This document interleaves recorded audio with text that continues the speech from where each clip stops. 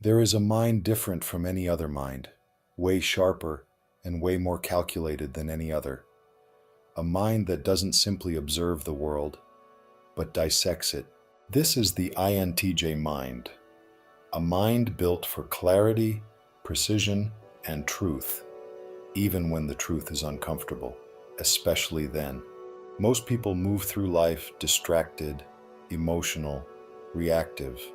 INTJs move through life like strategists, quietly scanning, analyzing, and predicting long before anyone else realizes what's happening. To them, people aren't mysteries. People are patterns, and patterns can be read. INTJs don't judge quickly.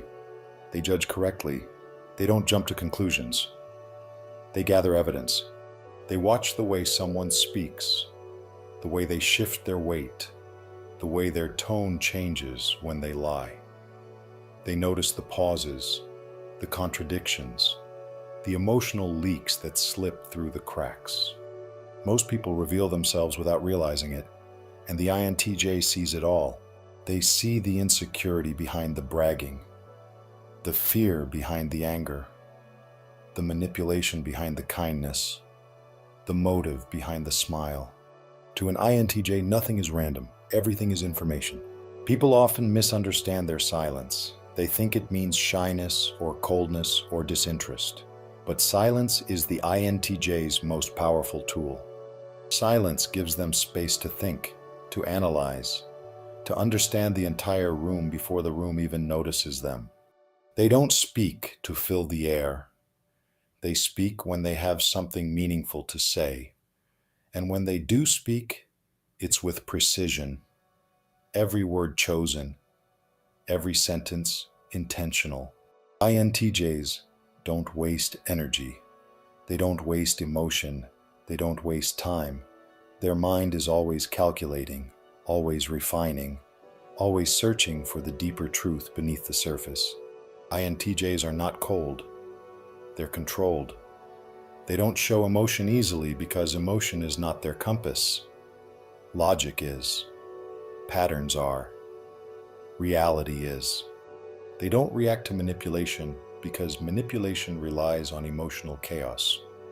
And INTJs don't live in chaos. They live in clarity. Try to deceive them, and they'll see the lie forming before you speak it. Try to guilt trip them, and they'll detach instantly. Try to control them, and you'll lose before you even begin. Their mind is a fortress, not because they're hiding, but because they're protecting something rare, a level of perception most people can't handle. INTJs don't fear being alone. They fear being surrounded by the wrong people. They fear shallow conversations, emotional noise, and meaningless interactions.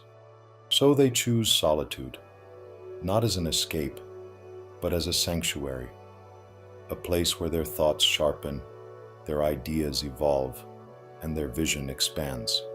They don't need crowds. They don't need validation. They don't need noise. Their mind is loud enough, not with confusion, but with clarity. People call them intimidating, not because they're aggressive, but because they're unreadable. You can't decode someone who doesn't reveal their emotional center. You can't predict someone who doesn't react the way you expect. You can't manipulate someone who sees the world like a chessboard. INTJs don't play the game. They study the players. They see the patterns in your behavior, the cracks in your confidence, the motives behind your kindness, the fear behind your anger. They see the truth you hide from others and the truth you hide from yourself.